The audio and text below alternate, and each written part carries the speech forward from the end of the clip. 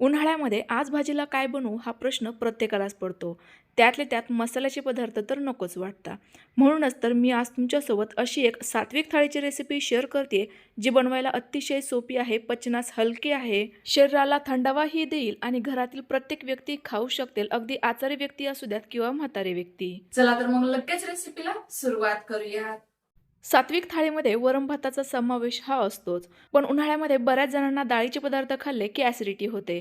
त्याचकरिता मी आज शरीराला थंडावा देणारी आमटी बनवणारे जी भातासोबत खाऊ शकतो, त्याकरिता 4 चमचे सुकं किसलेलं खोबरं आणि 2 चमचे खसखस नॉर्मल पाण्यामध्ये भिजत घालणारे. संपूर्ण साहित्य बुडेल इतकं पाणी घालायचं.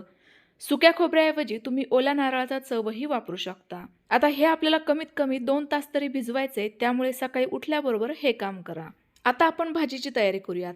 तर उन्हाळ्यामध्ये बऱ्याच जणांना कडधान्यही खायला नकोसे वाटतात आणि त्यातल्या त्यात हिरव्या पालेभाज्या तर मिळतच नाही. म्हणूनच तर मी आज बनवतीये चटपटीत चवीची हरभऱ्याच्या पानांची भाजी. हरभऱ्याचे पानं ना ज्या वेळेला सीझन असतो त्याच वेळेला सुकवले जातात. यामुळे आपण वर्षभर ही भाजी खाऊ शकतो. तर ही भाजी 1 वाटी होती, त्याकरिता घेऊयात 2 चमचे बेसन पीठ. बेसन पीठ कच्चंच घालायचे, भाजलेलं नको. दोनही जिन्नस व्यवस्थित असे मिक्स करून घेऊयात.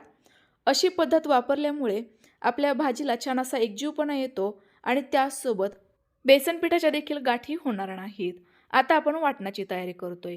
त्याकरिता आवडीनुसार हिरव्या मिरच्या साधारणतः 5 ते 6 लसूण पाकळ्या, 1 चमचा जिरे आणि अर्धा वाटी कच्चे शेंगदाणे घेतलेत. संपूर्ण साहित्य मिक्सरला जाडसर दळून घेऊ. बघा या पद्धतीने. थोडेसे शेंगदाणे मी सगटच ठेवलेले आहेत, जे भाजी खाताना जास्तच चविष्ट लागतील. बघा या पद्धतीने. जर तुम्हाला नसेल आवडत पूर्णतः संपूर्ण शेंगदाणे बारीक दळले तरीही चालेल. आता फोडणीकडे वळूयात. त्याकरिता कढईमध्ये घालूयात 2 चमचे तेल. तेलाचं प्रमाण कमी अधिक करू शकता. लगेचच हे वाटण घालायचं आणि छान असं कुरकुरीत होईपर्यंत किंवा कच्चेपणा दूर होईपर्यंत परतवून घ्यायचं. सुरुवातीला तेलामध्ये फोडणी म्हणजेच जिरे घातले नाही, कारण आपण भाजीला वरून तडका देणार आहोत. त्यामुळेच सांगितलं तेल थोडं कमी घातलं तरीही चालेल. आता पाव चमचा हळदही घालूयात, ज्यामुळे भाजीला रंग छान येईल. पुन्हा एकदा हे व्यवस्थित मिक्स करायचे. तर बघा आपले शेंगदाणे व्यवस्थित तळले गेलेत. यावरून समजायचं हे व्यवस्थित शिजलेलं आहे. लगेच यामध्ये गरजेनुसार पाणी घालूयात. तर साधारणतः 1 वाटी मी भाजी घेतलेली होती बघा, तर त्याच वाटीने 3 वाटी पाणी घातलंय. म्हणजेच भाजीच्या 3 पट पाणी घालायचं. हो, पण बेसन पीठही सांगितलेल्या प्रमाणातच घ्या. जर बेसन पीठ वाढवलं तर भाजी घट्टसर होऊ शकते. आता या पाण्याला छान अशी खळखळून उकळी काढून घेऊयात.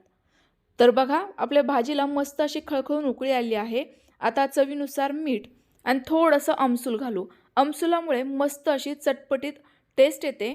पण जर तुमच्याकडे आमसूल नसेल तर याऐवजी थोडीशी चिंच घालू शकता. भाजीला आपली उकळी आली आहे. गॅसची फ्लेम मध्यम करूयात आणि लगेचच एका साईडने ही भाजी सोडूयात आणि दुसऱ्या हाताने म्हणजे चमच्याने ही भाजी मिक्स करूयात, जेणेकरून भाजीमध्ये आपल्या बेसन पिठाच्या गाठी होणार नाहीत.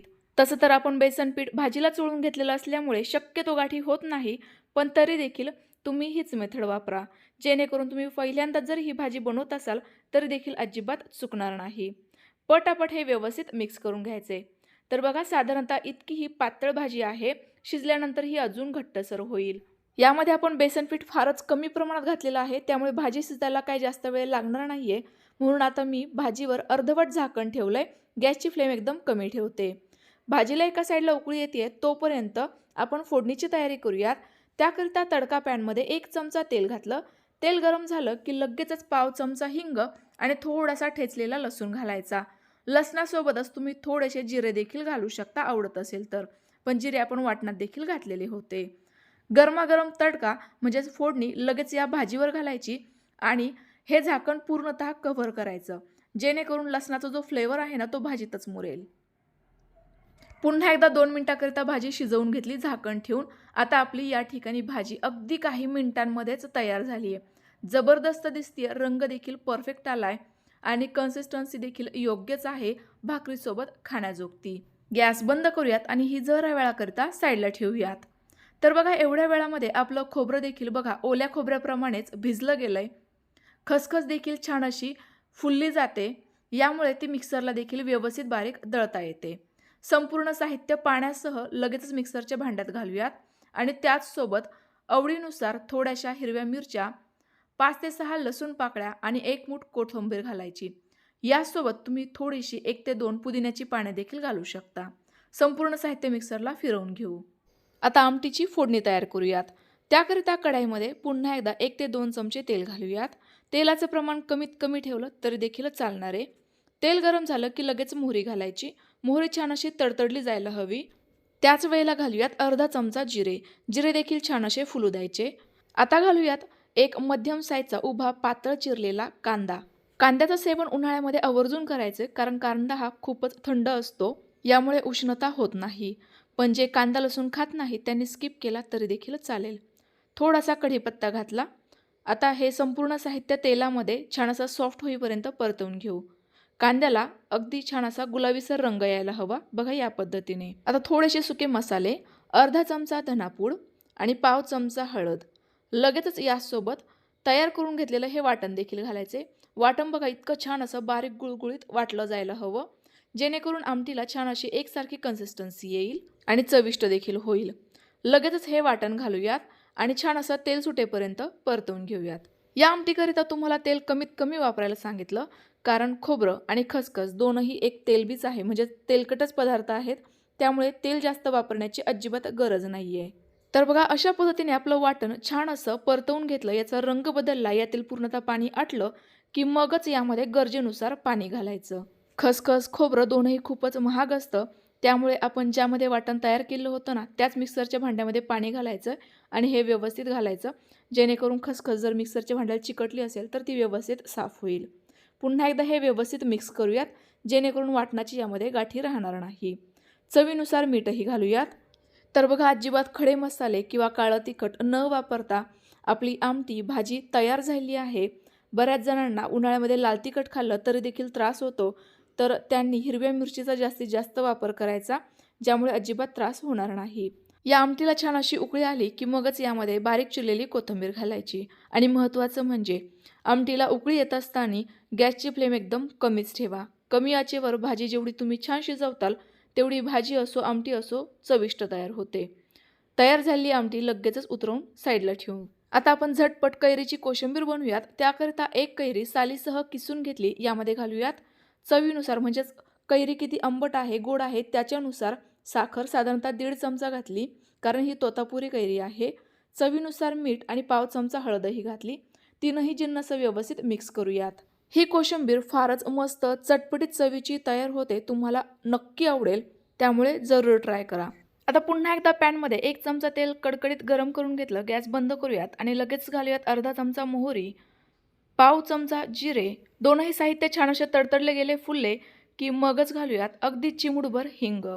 सोबतच अगदी पाव चमचा किंवा चवीनुसार लाल तिखट. लाल तिखट टाकेपर्यंत तेल हे थोडंसं थंड झालेलं असावं. आता ही चुरचुरीत फोडणी लगेचच गरमागरम या कैरीवर टाकायची आणि पटापट हे व्यवस्थित मिक्स करायचं. मस्त अशी चटपटीत कैरीची कोशिंबीर तयार होते. नक्की ट्राय करा. उन्हाळा म्हटलं की सर्वांचं आवडतं पेय म्हणजे मठ्ठा. लग्न पंक्तीतील चवीचा मठ्ठा बनवण्याकरिता लागणार आहे 1 चमचा जिरे, 2 चमचे साखर, चवीनुसार मीठ, पाव चमचा काळं मीठ, थोडासा चाट मसाला, 10 ते 12 पुदिन्याची पानं, 1 हिरवी मिरची, छोटीशीच हिरवी मिरची घ्यायची, पाव इंच आल्याचे बारीक तुकडे आणि त्याचसोबत आवडीनुसार कोथिंबीर. संपूर्ण जिन्नस मिक्सरच्या भांड्यात घालूयात. त्याचसोबत थोडंसं पाणी घालायचं. अगदी छान असं गुळगुळीत आपलं या ठिकाणी वाटण तयार व्हायला हवं. तयार झालेलं वाटण गाळणीने गाळून घेऊयात, यामुळे चोथा बाजूला होईल. पण जर तुम्हाला डायरेक्ट वापरायचं असेल तर तसं देखील करू शकता. गाळून घेण्याची अजिबात तशी गरजच नाही आहे. या घेतलेल्या साहित्यांमध्ये मोठ्या साईजचे 2 ग्लास मठ्ठा तयार होतो. त्यासाठी मी 2 ग्लास ताक घेतलेलं होतं, त्यामध्येच हे वाटण गाळून घातलं आणि आता थोडीशी बारीक चिरलेली कोथिंबीर घालते. तुमच्याकडे जर असेल खारी बुंदी तर ती देखील घालू शकता. माझ्याकडे नाही आहे म्हणून मी नाही वापरत. व्यवस्थित मिक्स करून घेऊयात. आपला चटपटीत चवीचा लग्न पंक्तीमध्ये मिळतो अगदी सेम तसाच मठ्ठा या ठिकाणी तयार झालेला आहे. हा थंडगार हवा असेल तर जरा वेळाकरिता फ्रीजमध्ये ठेवा आणि नंतर थंडगार सर्व करा. लगेचच पटकन ज्वारीची भाकरीही टाकून घेते. जर तुम्हाला परफेक्ट भाकरी बनवता येत नसेल तर मला कमेंट्स करून नक्की कळवा. मी तुमच्यासोबत या भाकरीची रेसिपी देखील शेअर करेल. मस्त अशी गरमागरम खरपूस ज्वारीची भाकरी, हरभऱ्याची गरगट्टा भाजी, खसखसची आमटी आणि त्याचसोबत थोडासा प्लेन पांढरा भातही बनवून घेतलाय. जोडीला आमरसही हवाच कारण उन्हाळ्याचे दिवस आहे. तर हा आमरस मिक्सरशिवाय कसा बनवायचा याची बऱ्याचदा मी रेसिपी शेअर केलेली आहे. चॅनलवर जाऊन नक्की बघा. तोंडाची चव वाढवणारी आपली चटपटीत चवीची कैरीची कोशिंबीर देखील तयार आहे. घरात असल्यास आवडत असल्यास यासोबत थोडीशी शेंगदाणा चटणी देखील सर्व्ह करू शकता. अशी ही आपली सात्विक, पचनास हलकी-फुलकी, चविष्ट, झटपट तयार होणारी उन्हाळा विशेष थाळी तयार झाली आहे. तुम्ही देखील नक्की ट्राय करून बघा. आवडल्यास लाईक करा आणि जास्तीत जास्त शेअर करा. पुन्हा एकदा भेटूयात अशाच एखाद्या छानशा नवीन रेसिपीसोबत. तोपर्यंत बाय बाय.